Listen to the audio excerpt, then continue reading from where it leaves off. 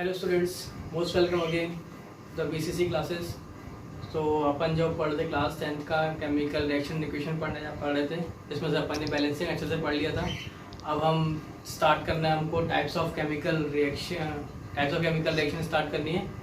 पर अगर जिसका भी छूटा हुआ है बैलेंसिंग इक्वेशन छूटा हुआ तो डिस्क्रिप्शन में 3 लेक्चर हैं, उसके बहुत ही अच्छे समझाया गया है, विद ट्रिक समझाया गया है। तो आपको कभी भी देखना हो तो आप डिस्क्रिप्शन में जाके लिंक पे देख सकते हैं। क्लियर? तो नेक्स्ट हमें जो पढ़ना है टाइप्स ऑफ केमिकल रिएक्शन पढ़ना है। तो नेक्स्ट टॉपिक है हमारा, तो टाइप्स ऑफ केमिकल रिएक्शन बहुत ध्यान समझेंगे हम, ताकि हमें आगे टॉपिक समझ में आए और यहाँ से हमारा मेन केमिकल रिएक्शन भी और ज़्यादा स्टार्ट हो जाता है अच्छे से। तो टाइप्स ऑफ केमिकल रिएक्शन में हम जनरली फ्लोचार्ट टाइप का बना लेते हैं, छोटा सा, है ना। तो अपन ये बना लिया है। अब अपन इसमें सबसे पहला टाइप जो रिएक्शन है वो है कॉम्बिनेशन।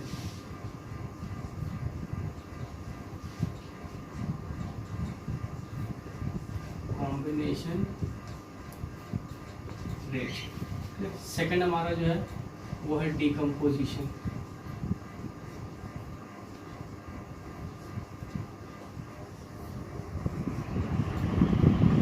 Decomposition reaction. और थर्ड हमारा जो है एक्चुअली डिस्प्लेसमेंट रिएक्शन होता है। डिस्प्लेसमेंट रिएक्शन के अंदर 2 टाइप के डिस्प्लेसमेंट होते हैं, single displacement and double displacement. तो पहले हम जनरली डिस्प्लेसमेंट रिएक्शन हम लिख नहीं रहे हैं, डिस्प्लेसमेंट के डायरेक्ट हम लिख दे रहे हैं। थर्ड हमारा है सिंगल डिस्प्लेसमेंट।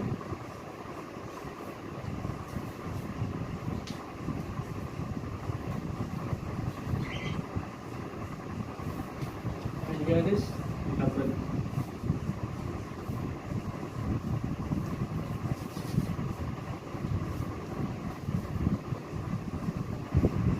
क्लियर?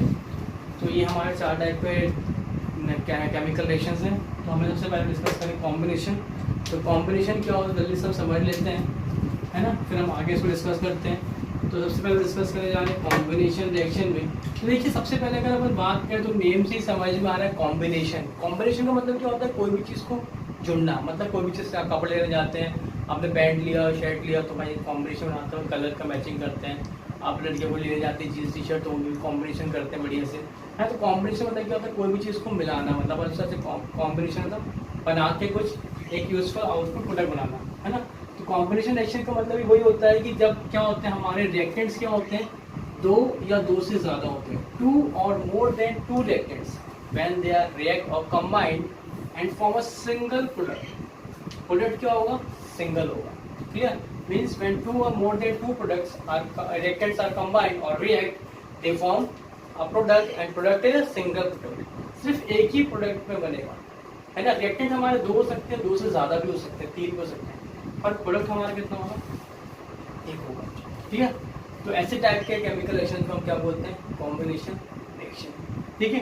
तो बहुत सारे एग्जांपल्स हैं इसके, अपन अगर देखें तो सबसे इजी एग्जांपल अपन ने बार बार डिस्कस भी किया है ना। तो वो कौन सा है हमारा? जैसे C+O2 क्या बन गया भाई? CO2, कार्बन डाइऑक्साइड गैस बन गई, है ना।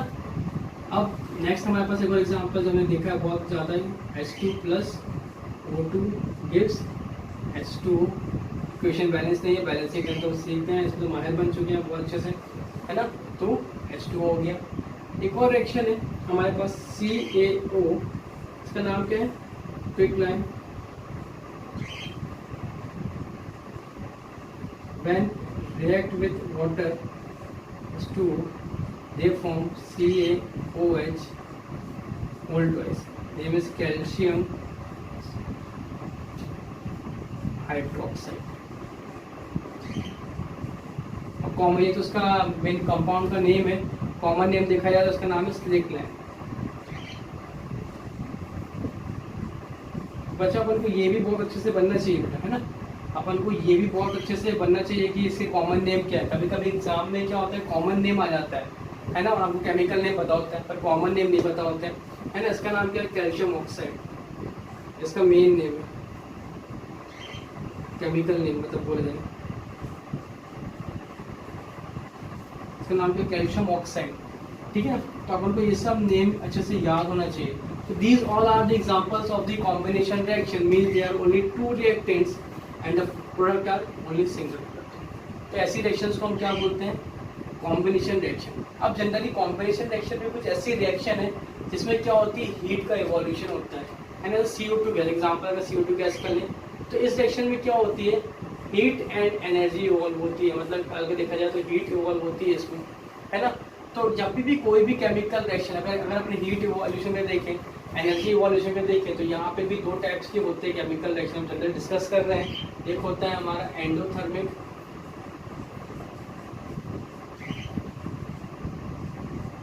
और एक एंडोथर्मिक रिएक्शंस और एक होता है हमारा एक्सोथर्मिक।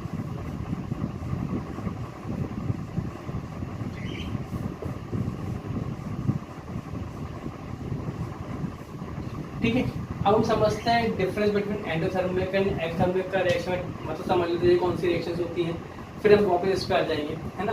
तो जनरली अगर हम बात करें एंडोथर्मिक रिएक्शन, अगर हम दो चीज़ की बात समझते हैं, यहाँ पे एक समझते हैं सिस्टम और एक सराउंडिंग समझते हैं। अपन एक टॉपिक समझते हैं यहाँ पे, छोटा सा इसको अलग कर देते हैं, है ना। एक चीज़ समझते हैं, एक होता है सिस्टम और एक होता है सराउंडिंग, है ना। तो सिस्टम और सराउंडिंग, सराउंडिंग मतलब हमारा पूरा एनवायरनमेंट, पूरा अर्थ, जितना भी सब कुछ है हमारे सराउंडिंग है। और हमने फॉर एग्जांपल समझ सिस्टम के छोटा सा चाय का कप, है ना, चाय का कप छोटा सा है, वो सिस्टम है ना, इस तरह की सिस्टम। तो सिस्टम एंड सराउंडिंग, तो endothermic and exothermic reaction difference समझते हैं, फिर इसमें कप पे वापस आएंगे अपन लोग एग्जांपल में।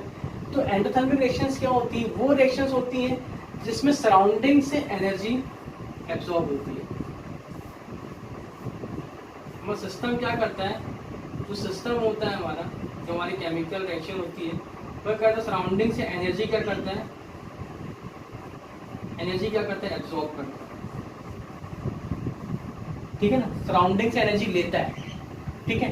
पर जो एक्सोथर्मिक रिएक्शन होती है, जो भी अभी सिस्टम का यहाँ पे ये बस सिस्टम क्या होता है, सिस्टम का अपन समझते हैं जनरली केमिकल रिएक्शन, कि जो भी केमिकल रिएक्शन हो रही होगी हमारी, हम उसकी बात चल रही है यहाँ पे। सिस्टम का नाम ले लिया समझने के लिए, और उसको वहां तक मत जाना, हम केमिकल रिएक्शन की बात करें। मतलब कोई भी केमिकल रिएक्शन अगर हो रही है, अगर वो सराउंडिंग से एनर्जी को एब्जॉर्ब कर रही है यहाँ पे, तो ऐसी केमिकल रिएक्शन को हम क्या बोलेंगे, एंडोथर्मिक केमिकल रिएक्शन बोलेंगे। एग्जांपल देखते हैं, एक्सोथर्मिक केमिकल रिएक्शन में एग्जांपल क्या होगा, जो भी हमारा सिस्टम होगा, मतलब जिसमें भी केमिकल रिएक्शन हो रही होगी, अगर वो एनर्जी इवॉल्व करे, कहाँ पे एनर्जी दे, सराउंडिंग, मतलब एनर्जी क्या करेगी, इवॉल्व करेगी, है ना। तो ऐसे इस टाइप को क्या बोलेंगे, एक्सोथर्मिक रिएक्शन। अब सबसे मेन से साइन कन्वेंशन, तो जनरली इन एंथैल्पी को रिप्रेजेंट करते हैं डेल एच। डेल का मतलब होता है चेंज इन एनर्जी, है ना। तो जनरली इसमें जो वैल्यू होती है, इसकी वैल्यू होती है नेगेटिव, और इसकी वैल्यू जो होती है वो होती है पॉजिटिव। इसकी होती है पॉजिटिव और इसकी होती है नेगेटिव। अब समझ लेते हैं ऐसा क्यों होता है ना, एंडोथर्मिक पॉजिटिव क्यों होता है और एक्सोथर्मिक नेगेटिव क्यों होता है, अपन जनरली समझ लेते हैं एग्जांपल। अब एग्जांपल अपन समझते हैं, जनरली छोटा एग्जांपल लेके चलते हैं कि भाई समुद्र है अपने पास, समुद्र में पानी पानी प्रेजेंट है, बहुत सारा वाटर है बिल्कुल, है ना, इतना पानी कुछ पूछो नहीं।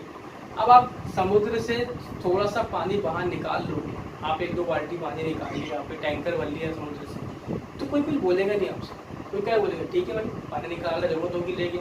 और वहीं पे आगे उल्टा हो जाए, उल्टा क्या हो जाए, आप एक टैंकर ले आओ और टैंकर लगा दी समुद्र में, पानी भर रहे हैं, तो लोग तो देखेंगे नहीं, पागल है, लेकिन समुद्र में पानी फेंक रहा है, समझ में नहीं आ रहा, है ना। मतलब एक तरीके से देखा जाए उल्टा काम कर रहा है। काम कैसा हो रहा है, बिल्कुल जस्ट अपोजिट वर्क हो रहा है, कि मतलब समुद्र में पानी दे रहा है, भाई उसको जरूरत ही नहीं है पानी की, अपराध पानी है उसके पास, उससे तुम मॉल ले जाओ, वो तो गुल्ला से कोई फर्क नहीं पड़ेगा। और उल्टा आप आके बोले नहीं भाई समुद्र में पानी कम हो गया, टैंकर पर टैंकर लगा रहे हैं पानी देने में, तो उल्टा वर्क हो गया ना। मतलब सराउंडिंग के पास इतनी ज़्यादा एनर्जी है, इतनी ज़्यादा एनर्जी होती है सराउंडिंग में, हमारे सराउंडिंग में जो प्रेजेंट है, इतनी ज़्यादा एनर्जी है कि उसको ज़रूरत नहीं एनर्जी की, है ना। तो एक्सोथर्मिक रिएक्शन में क्या होता है, सिस्टम छोटा सा सिस्टम है, वो क्या करता है, सराउंडिंग को एनर्जी देता है। अब यहाँ पर हमने चाय का कप रख दिया, ठंड का समय है भाई, ठंड के समय में चाय पीना होता है, चाय लाके अपने रूम में रख दी। अब चाय का कप तो गर्म है और आजू बाजू का एनवायरमेंट तो बहुत ठंडा है बढ़िया, और चाय का कप ने क्या किया, हीट इवॉल्व करना स्टार्ट कर दिया। तो क्या चाय का कप जो रखा है हमने, तो क्या वो पूरे सराउंडिंग, पूरे रूम को क्या गर्म कर देगा, कभी नहीं कर पाएगा। हीट दे जरूर रहा है, वो सराउंडिंग को हीट जरूर दे रहा है, पर कभी गर्म नहीं कर पाएगा। कर पाएगा क्या, कभी भी नहीं कर पाएगा, है ना भाई, हमने थोड़ा लकड़ी का एक जला दिया टुकड़ा, हम सोचे कि भैया नहीं पूरा हमारा एरिया गर्म हो जाए या हमारी पूरी अर्थ गर्म हो जाए, तो कहाँ से होगी, कभी नहीं होगी, छोटा सा रूम हो सकता है ना, पर पूरी सराउंडिंग को आप उसको हीटअप नहीं कर सकते, है ना। तो मतलब छोटा सिस्टम है, वो सराउंडिंग को अगर एनर्जी देगा, जो एक तरीके से नेगेटिव एग्जाम्पल तो आप समझा रहे हो, इससे कोई एग्जाम्पल तो आप समझा रहा हूँ कि अगर नेगेटिव क्यों होती है, सिस्टम है वो सराउंडिंग को एनर्जी दे रहा है, तो एनर्जी देगा तो एक तरीके से क्या कर रहा है, नेगेटिव काम ही कर रहा है, तो नेगेटिव काम सराउंडिंग की जरूरत ही क्या है, तो नेगेटिव। पर वहीं पे अगर आप सराउंडिंग से एनर्जी दे लेते हैं तो उसे कमी थोड़ी ना पड़ेगी, समुद्र से 2-3 बाल्टी पानी निकाले, टैंकर पानी निकाले, तो फिर फर्क थोड़ी ना पड़ेगा समुद्र में, है ना। तो सेम वैसे ही है कि सराउंडिंग से आपने एनर्जी ले ली, सराउंडिंग से एनर्जी आपने ले ली, तो फर्क पड़ेगा क्या, कभी कोई फर्क नहीं पड़ेगा, है ना। तो इस टाइप के अपन उस सिस्टम को क्या बोलेंगे, मतलब रिएक्शन को क्या बोलेंगे, एंडोथर्मिक रिएक्शन, जहाँ पे हमारी एंथैल्पी क्या होगी, पॉजिटिव, और एक्सोथर्मिक रिएक्शन क्या होगी, जहाँ पे हमारी एंथैल्पी कैसी होगी, नेगेटिव, मतलब एनर्जी क्या होगी, नेगेटिव होगी और ये क्या होगी, पॉजिटिव होगी, है ना। समझ में आ रहा है। तो ये हमारे हो गए एक्सो एंड एंटी, ठीक है। सॉरी यहाँ पर रब हो गया, फिर से लिख देते हैं,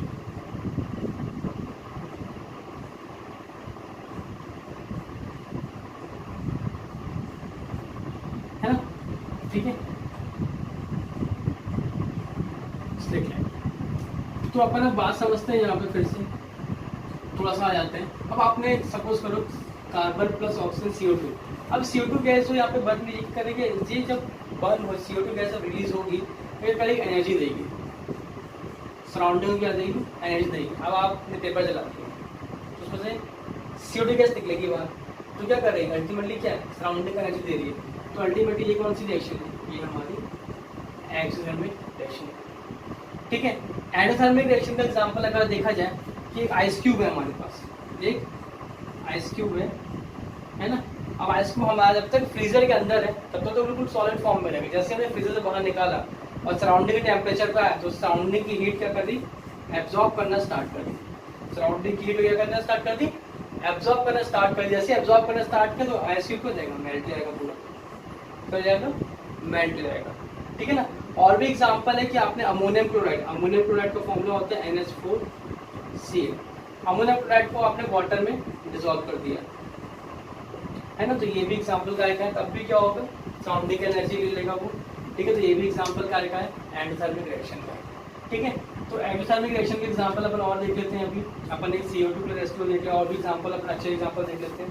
जैसे फॉर एग्जांपल हमारे पास मीथेन गैस, आपके NCERT में दिया होगा, methane gas CH4 plus O2 1 हो रही, मतलब कंबशन हो रहा है अल्टीमेटली, तो CO2 प्लस H2O बैलेंस करने के हमने यहाँ पे 2 कर दिया और यहाँ पे भी 2 कर दिया, तो 4 ऑक्सीजन हो गया, 2 और 2 4, 4 हाइड्रोजन 1 कार्बन।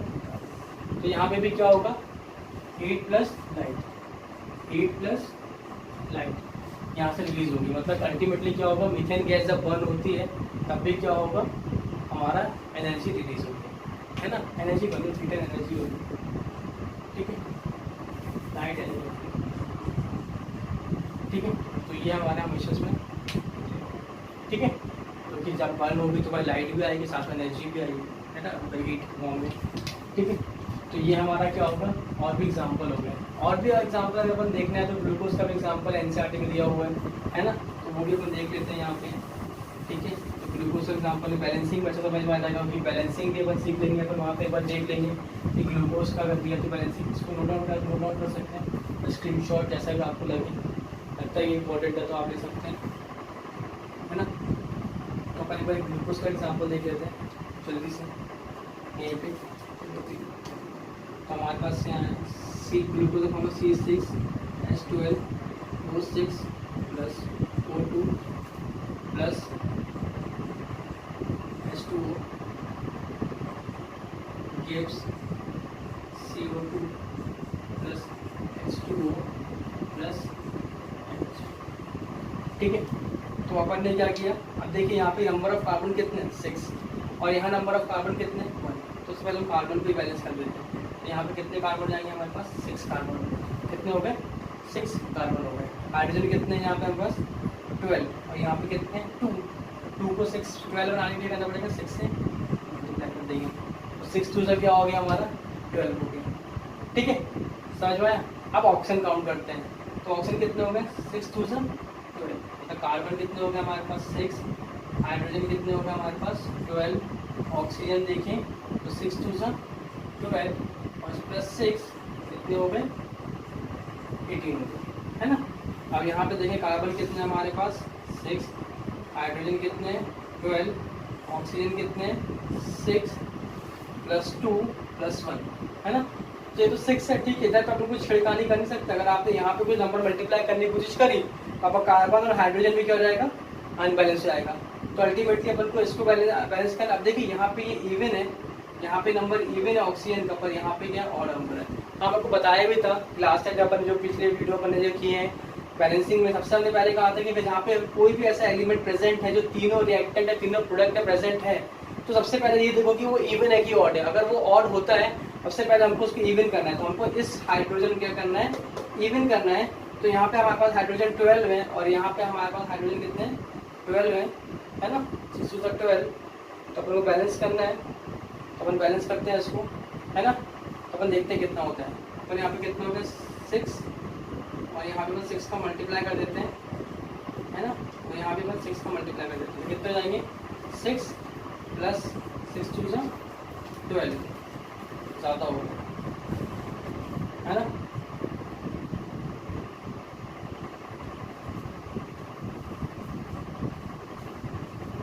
इसमें कितने जाएंगे 6, है ना। कितने हो गए 6 और 12 24 हो गए, कितने हो गए 24 ऑक्सीजन हो गए। और यहाँ पे कितने, यहाँ पे देखा जाए तो हाइड्रोजन अपने कितने हो गए 12 और 6 2 12, तो यहाँ पे कितने हो गए भाई, तो यहाँ पे क्या कर देते हैं 12 कर देते हैं, देखते बैलेंस हुआ कि नहीं। तो हाइड्रोजन कितने हो गए 12 2 24, तो हाइड्रोजन कितने हो गए अपने पास 24 हो गए। कार्बन तो 6 ही है अपने पास अभी भी, है ना। ऑक्सीजन कितने हो गए 12 और 6 2 12 और 12 कितने हो गए 24, ऑक्सीजन कितने हो गए अपने पास 24, तो 24 एक ही बैलेंस हो गई, ठीक है। समझ में आया, इसको नोट डाउन कर लीजिए, लिख लीजिए।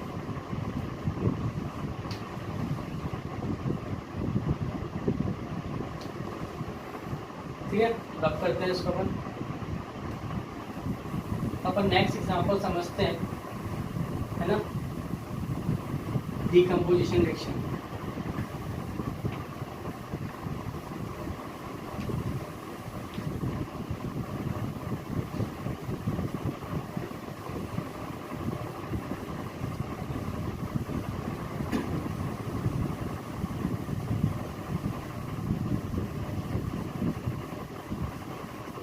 चलिए, तो नेक्स्ट एग्जांपल में समझ डीकंपोजिशन रिएक्शन, है ना।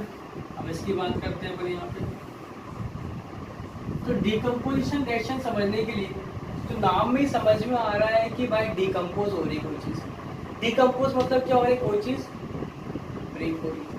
अच्छा फॉर एग्जाम्पल हमने बोला पेड़ से एक पत्ती गिरी जमीन पे और थोड़े दिन बाद एक आध दो आप उस बाद देखेंगे पत्ती गायब हो जाएगी, मतलब थोड़े थोड़े से पीस जाएंगे, थोड़े से चूरा हो जाएगी, मतलब डीकंपोज हो गई, है ना। ठीक है, डिकम्पोज मतलब क्या, छोटे छोटे पार्ट से ब्रेक हो जाना। तो डिकम्पोज का मतलब सेम वही है जैसे हमारे कॉम्बिनेशन में क्या, तो दो रिएक्टेंट थे पर प्रोडक्ट हमारा एक था, इसका अपोजिट हो जाएगा। डिकम्पोजिशन में क्या हो जाएगा, हमारा सिर्फ एक ही रिएक्टेंट होगा पर हमारे प्रोडक्ट कितने होंगे, दो या दो से ज़्यादा, दो भी हो सकते हैं या दो से ज़्यादा भी हो सकते हैं। क्लियर, तो ये हमारा क्या हो जाएगा डिकम्पोजिशन रिएक्शन। तो डिकम्पोजिशन रिएक्शन में बहुत सारे एग्जांपल तो समझ लेते हैं जल्दी जल्दी से, है ना। तो पहला एग्जांपल अपन समझ लेते हैं, जैसे हमारे पास फेरस सल्फेट है,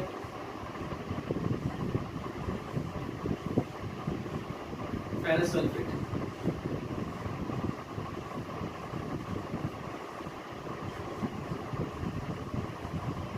जब भी फेरस सल्फेट को आप हीट करते हैं, और जनरली डिकम्पोजिशन रिएक्शन जो होती है वो हीट करने पे होती है ना, ठीक है। तो FeSO4 ये किस में कन्वर्ट हो जाएगा,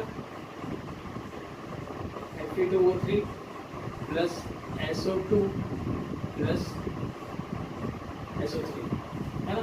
तो यहाँ पे आप उनको मल्टीप्लाई कर दीजिए। अब देखिए बैलेंस, ये chemical reaction, actually chemical reaction तो लर्न करनी पड़ती है अपन को, है ना। इसमें कोई अपन ने कुछ कर नहीं सकते, केमिकल रिएक्शन कहाँ से आगे क्या कर रहे हैं, अब ये तो समझ भी नहीं आ रहा भाई एसिड भी कहाँ से आ गया।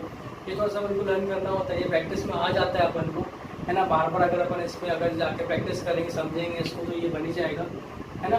तो बस क्या है, फेरस सल्फेट जब भी हीट का डिकम्पोज होता है तो ये फेरिक ऑक्साइड प्लस अपना कहते हैं SO2 सल्फर डाइऑक्साइड और सल्फर ट्राइऑक्साइड में ब्रेक हो जाता है।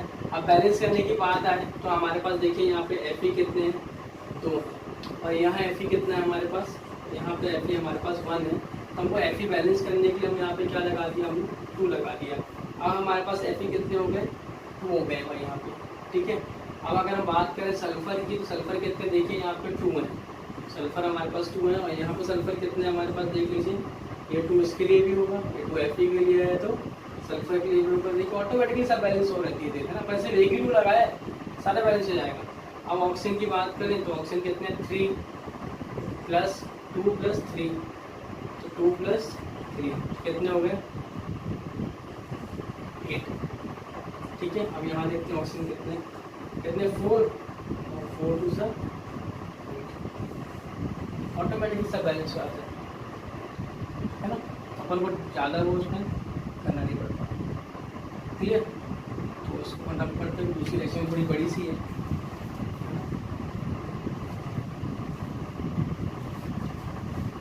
क्लियर।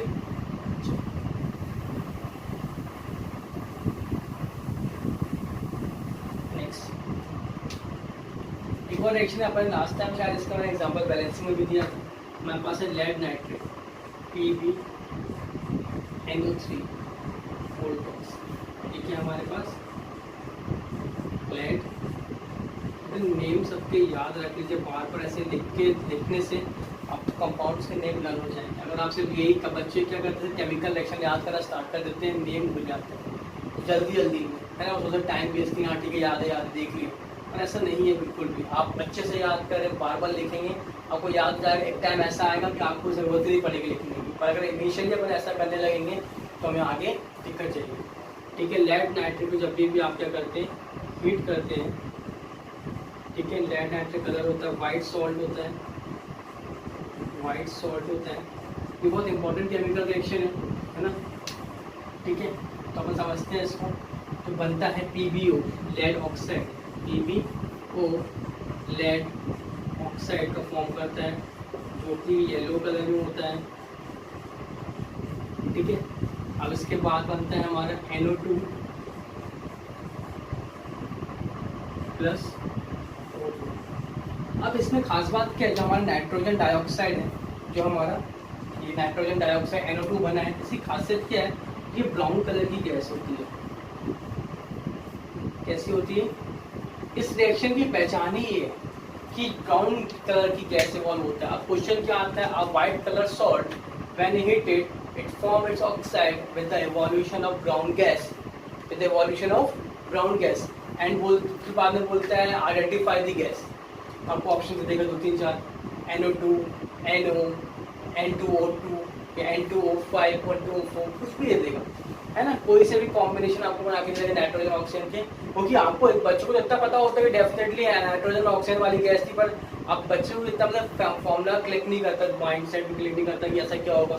तो इसमें एंटी में क्वेश्चन वगैरह पूछते हैं, या आपके CBSE एग्जाम में भी आजकल सब पूछे जाते हैं कि ब्राउन कलर की गैस कौन सी थी, इस रिएक्शन तो ये पूछते हैं, या तो बोलेंगे कि लेड ऑक्साइड जो बना, जो ऑक्साइड बना है उसका फॉर्मूला क्या होगा, PbO या कुछ भी, या फिर उसका कलर क्या होगा, या हमारा सॉल्ट किस कलर का होगा, केमिकल रिएक्शन बैलेंस फॉर्म में बैलेंस करना है, या फिर इसी में आता है कि बैलेंसिंग करने के लिए क्या आता है, right the balance chemical equation, और उसमें लिखा रहेगा डीकम्पोजिशन ऑफ लेड नाइट्रेट, है ना।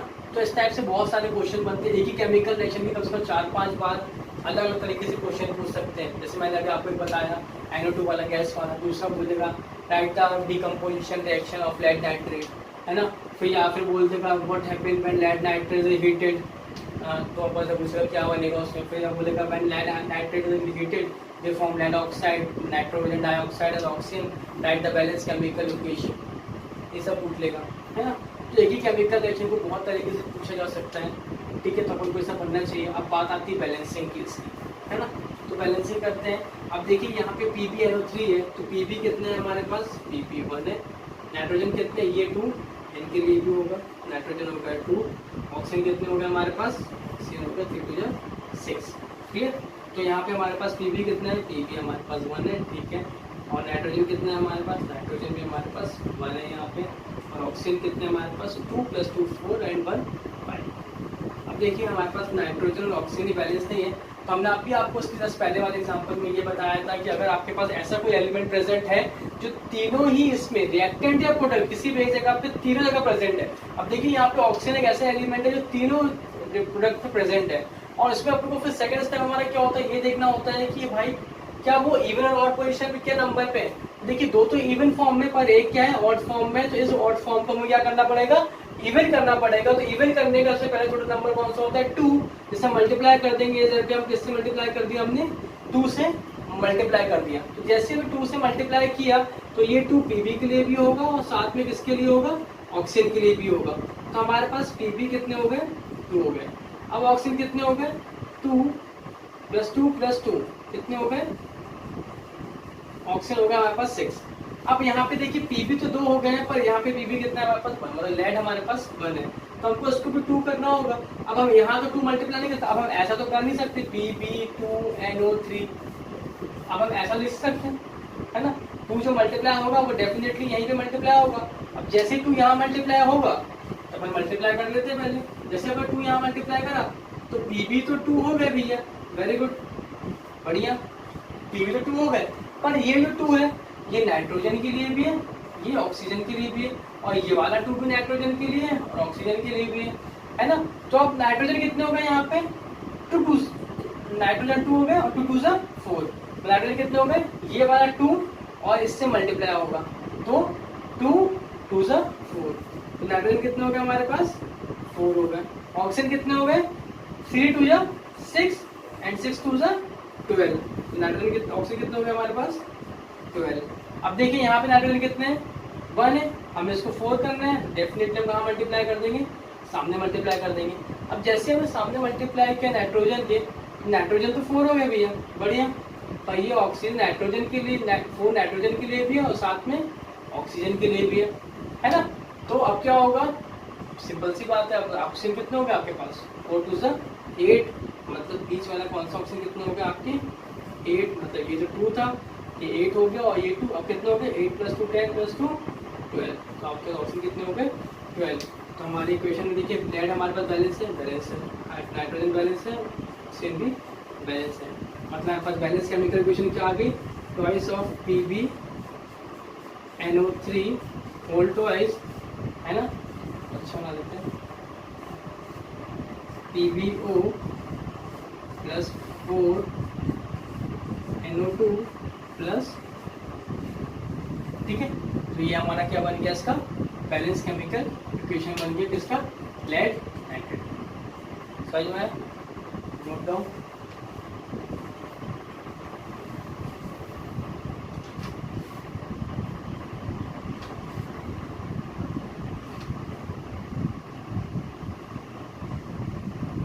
नेक्स्ट इसी डीकंपोजिशन में 2 रिएक्शन हो देखते थे बदल की जगह से।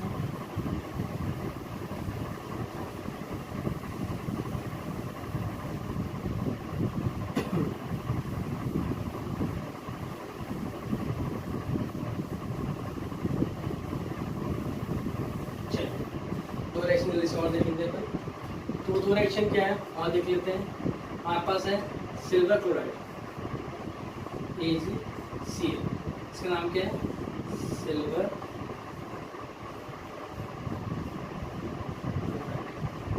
सिल्वर क्लोराइड की खासियत है जब भी इसको हम सनलाइट के प्रेजेंस में लेके आते हैं, सिल्वर क्लोराइड एक्चुअली कैसा होता है, वाइटिश कलर ट्रांसपेरेंट, अगर आप लिक्विड सॉल्यूशन में देखेंगे तो ट्रांसपेरेंट टाइप का दिखता है ना सिल्वर क्लोराइड। तो अपन जनरली देखिए सिल्वर क्लोराइड जैसे सनलाइट के कॉन्टैक्ट में आता है, तो सिल्वर क्लोराइड की खासियत क्या है, ये ब्रेक हो जाता है। इस फॉर्म ब्रेक हो जाएगा Ag+Ca,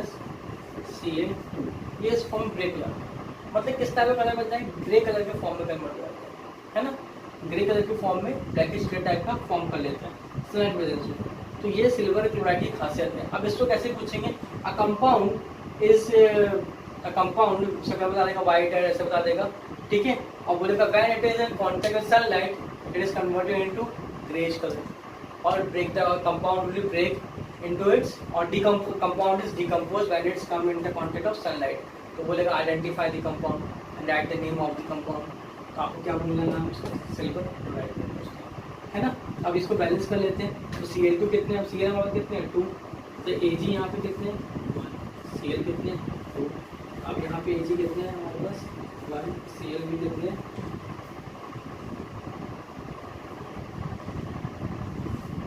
Cl भी 1।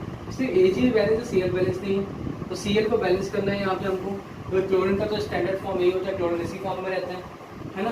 तो Cl को 2 करने के लिए आपको यहाँ 2 नहीं कर सकते, यहाँ भी 2 नहीं करता, आप 2 कहाँ करेंगे, आप 2 का मल्टीप्लाई यहाँ करेंगे। जैसे आप 2 का मल्टीप्लाई यहाँ करते हैं सिल्वर भी 2 हो जाएंगे, क्लोरीन भी 2 हो जाएंगे। तो आपके नंबर कितने हो गए 2 2, क्लोरीन बैलेंस हो गया, आप सिल्वर के यहाँ कर देंगे, ठीक है। ऐसा मत कर बैठना भैया, कोई भी मेटल में कभी सामने क्यों नहीं आता। मेटल बहुत अकड़ू किस्म के होते हैं, वो अपने आप समझौता नहीं करते, वो अलग ही इस टाइप से रहते हैं। आगे बढ़ेंगे इसके बारे में कि ऐसा क्यों होता है, ठीक है, कि मेटल में ऐसा क्यों नहीं हुआ, Cl2 तो हो गया था, वो क्यों नहीं हुआ, पर ऐसा पढ़ेंगे अभी आगे जाके, आगे क्यों नेक्स्ट में, ठीक है। इसका बहुत बढ़िया कॉन्सेप्ट बताएंगे आपको, है ना। तो इसके लिए आप हमारे चैनल में बने रहें, बहुत बढ़िया कॉन्सेप्ट बताएंगे कि ऐसा क्यों होता है, ठीक है। ठीक बैलेंस हो गया। एक और रिएक्शन है सेम ऐसे सिल्वर के साथ ही, तो सिल्वर ब्रोमाइड AgBr, सिल्वर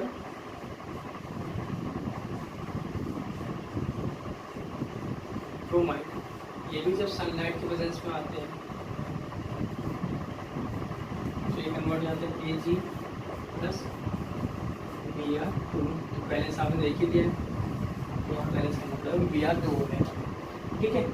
अब इस रिएक्शन की खासियत क्या है, इस रिएक्शन की खासियत ये है, ये फोटोग्राफी में यूज होती है। ठीक है,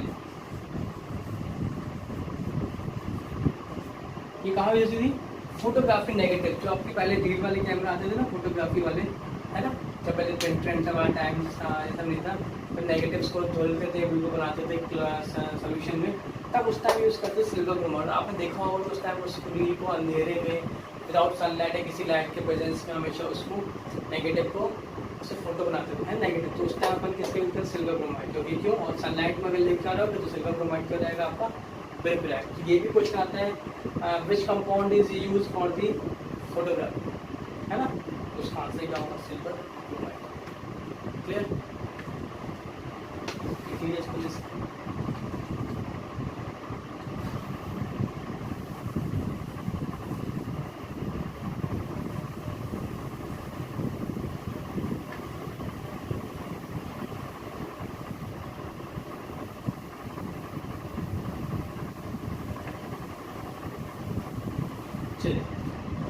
नेक्स्ट है हमारे पास डिस्प्लेसमेंट रिएक्शन, है ना। तो अपन सिंगल डिस्प्लेसमेंट की बात करते हैं। डिस्प्लेसमेंट रिएक्शन समझते हैं बहुत अच्छे से। जैसे फॉर एग्जांपल समझ लीजिए हमारे पास एक है A और एक है B एंड C, तो ये फॉर्म क्या करेगा, ये फॉर्म कर लेगा AC और B अलग होगा। अब इसको बहुत बढ़िया एग्जाम्पल समझते हैं अपन, है ना। एग्जाम्पल क्या लेते हैं अपन वो देखते हैं। अब मान लो हमारे पास C जो है ये बहुत ही वीक बच्चा है। C कौन है, बहुत ही वीक बच्चा है ना। C कैसा है, वीकर स्टूडेंट है, और B कैसा है, B है हमारा एवरेज। ये कैसा है हमारा, C कैसा है हमारा, C है हमारा बहुत वीकर स्टूडेंट है, और B कैसा है हमारा एवरेज स्टूडेंट है, ठीक है। और A जो है, ये कौन है हमारा टॉपर है। अब वीकर स्टूडेंट एवरेज स्टूडेंट से कुछ समझ रहा है, कुछ पूछ रहा है, भाई समझा दे मुझे यार, एग्जाम पास आ रहे हैं, तो वीकर और एवरेज बिल्कुल छूट चाल बिल्कुल लड़ जगह को मतलब को समझ के समझा रहा है उसको, वैसे पढ़ ले ये पास हो जाएगा, पढ़ ले पास हो जाएगा, ऐसा कुछ काम चल रहा है लोगों के बीच में एग्जाम टाइम। अब अचानक वहाँ पे कौन आ गया भैया, टॉपर भैया आ गए वहाँ पे। अब जैसे टॉपर भैया आए वहाँ पे अपने, जो C है ना, C वीकर वाला, ये किसके पास जाएगा पढ़ने, अब किस समझेगा, आपको सोचिए किस समझेगा, तुरंत चले जाएगा किसके पास, A के पास, भैया समझा दे, पढ़ना है, पास होना है। तो मतलब उसे तुरंत B को छोड़ दिया और किसके पास चला गया वो, ए के पास, मुझे समझा रहे पास है। तो अल्टीमेटली क्या हुआ, बी को तो बनता ही था, बी तो ठीक है एवरेज पास हो जाएगा, पर सी तो बिल्कुल गया था। अब बी भी बोल रहा होगा क्या यार टाइम वेस्ट करवाना मेरा, तो फालतू आ गया वो, उसके जो जान छूटी हुआ वो, तो अपन ने भी सी कहाँ से रहेगा, टॉपर के पास, टॉपर के पास तुरंत पहुंच गया। क्यों, क्योंकि ए और बी में ए ज़्यादा रिएक्टिव था बी से, उसमें जल्दी क्या करा, बी को रिप्लेस कर दिया। ठीक है, मतलब इसमें सिंपल सी बात अगर ये कही जाए कि more reactant element displace less reactive element, है ना, मोर रिएक्टिव एलिमेंट डिस्प्लेस कर देता है किसको, लेस रिएक्टिव एलिमेंट को। तो ऐसी रिएक्शंस को हम क्या बोलते हैं, single displacement reaction. Single displacement हम इसलिए बोलते हैं क्योंकि बी किसी और के साथ नहीं जोड़ रहा है, बी जैसे अकेला ए था वैसे बाद में बी हमारा अकेला हो गया, तो ऐसी रिएक्शन को हम क्या बोलेंगे, सिंगल डिस्प्लेसमेंट रिएक्शन का नाम दिया गया। समझ में आया? अब इसके नाम को समझ लेते हैं जल्दी से। हमारे पास एक कंपाउंड है कॉपर सल्फेट CuSO4, है ना, कॉपर सल्फेट। ठीक है, अब कॉपर सल्फेट सोल्यूशन जो हमारे पास है, हमने इसमें क्या ऐड करा दिया भाई, हमने इसमें करा दिया है ऐड, हमने इसमें ऐड करा दिया है, हमने आयरन की नेल्स ले ली है, कीले होते हैं वो ले ली, आयरन नेल।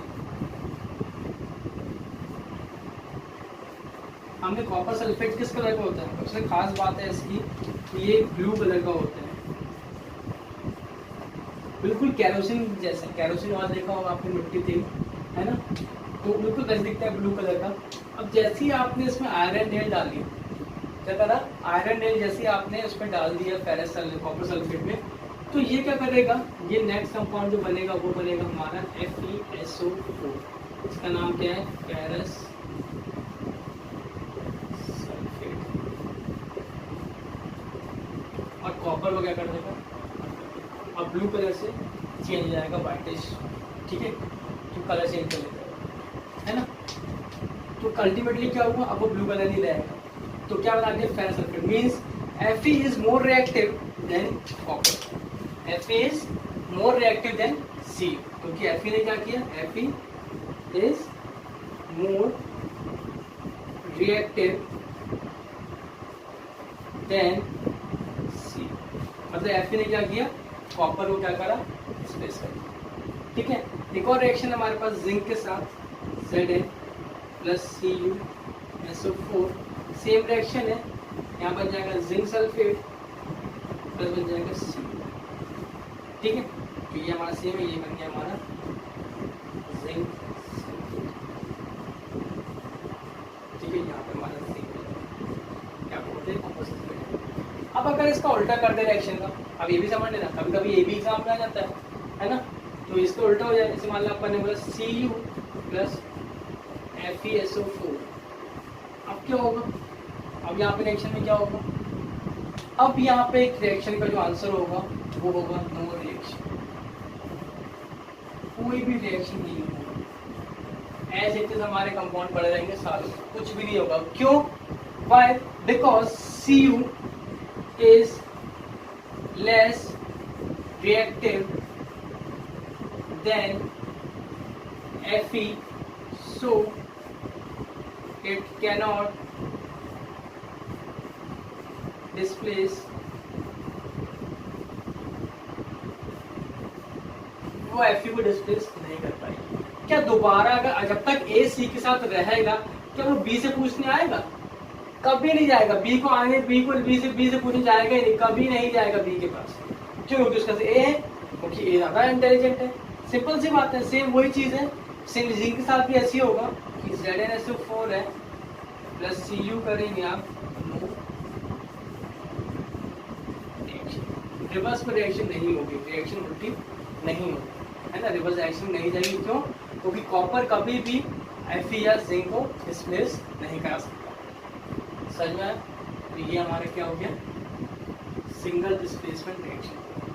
ठीक है, तो इस चीज का विशेष ध्यान रखना। बच्चे क्या करते हैं, बच्चे उल्टा कर देते हैं, कभी कभी बच्चे क्या करते हैं, अच्छा ऐसा हुआ था तो ये तो पढ़ चुके रहते हो तुरंत तुरंत, और टीचर पूछे अगर हम तो ये हुआ तो क्या बोलते तुरंत आंसर, अरे सर CuF बन जाएगा, FeOL में जाएगा, रॉन्ग है ना, ऐसा नहीं है। ठीक है, तो कभी कभी ये भी पूछ लेते हैं। तो इस चीज़ का अपन को ध्यान रखना है कि यहाँ पर रिएक्टिविटी की बात आ जाती है, तो रिएक्टिविटी पढ़ेंगे अपन अभी, है ना। अभी तो जो फर्स्ट यूनिट है, अभी इसके बाद में और वीडियो अपलोड करूँगा जिसमें हम बैलेंसी वगैरह सब बताएंगे, है ना, तो समझेंगे अपन। तो यहाँ पे अपन ने भी समझ लिया है एलिमेंट की रिएक्टिविटी के हिसाब से displacement reaction, single displacement reaction अपन ने देख लिया। नेक्स्ट हम जो पढ़ने जा रहे हैं double displacement reaction and last reaction.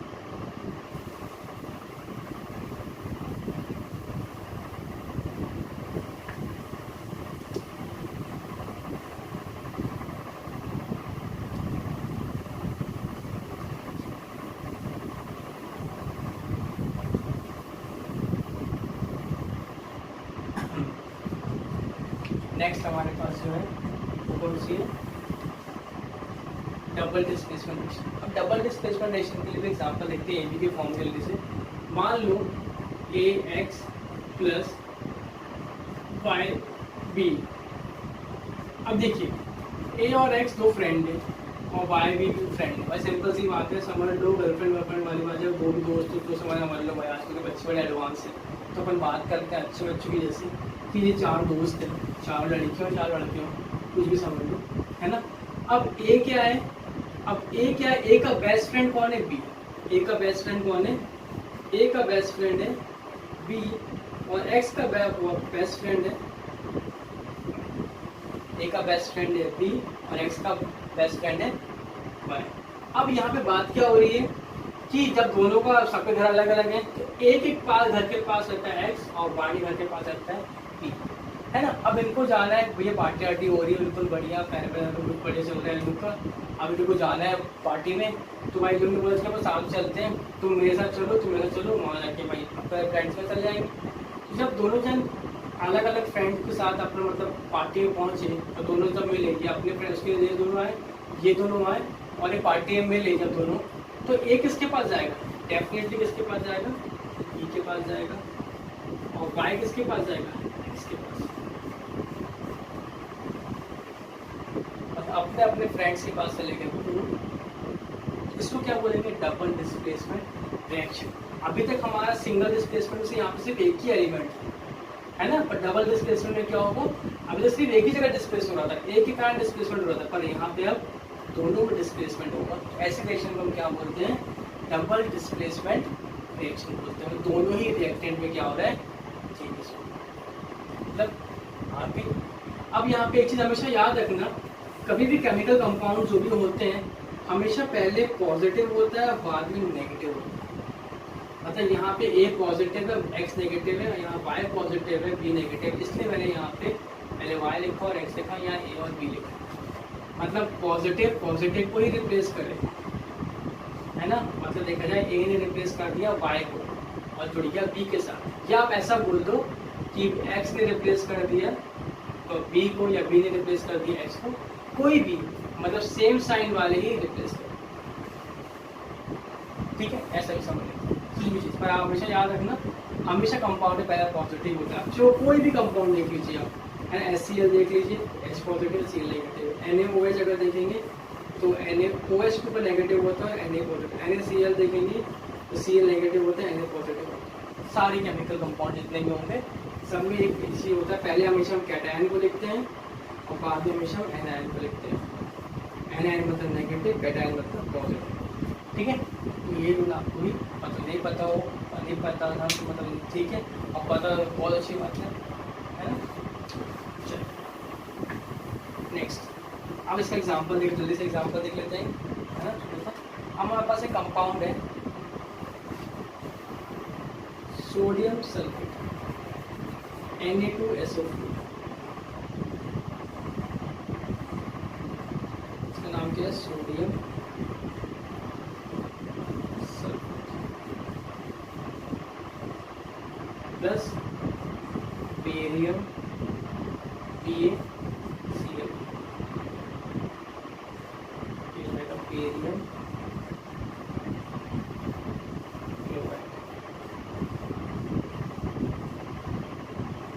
जब भी ये आपस में जब मिलेंगे, है ना, अब भाई इसका बेस्ट फ्रेंड और ये दोनों, ये दो अलग अलग फ्रेंड है, दोनों अलग अलग फ्रेंड है, इसका बेस्ट फ्रेंड ये है और इसका बेस्ट फ्रेंड ये है ना। अब दोनों को मिलना है तो Na के साथ चला जाएगा Cl के पास, तो ये NaCl प्लस BaSO, ये क्या बनेगा वाइट प्रेसिपिटेट। पीपीटी कहीं लिखा मिले वाइट प्रेसिपिटेट, अगर एरो नीचे बना हुआ तो ये भी सिंपल रिप्रेजेंट करता है वाइट प्रेसिपिटेट का फॉर्म, ठीक है। और यहाँ बन जाएगा NaCl, 2 Cl है, 2 Na है, अपने यहाँ लगा देंगे तो ये बन गया हमारा सोडियम,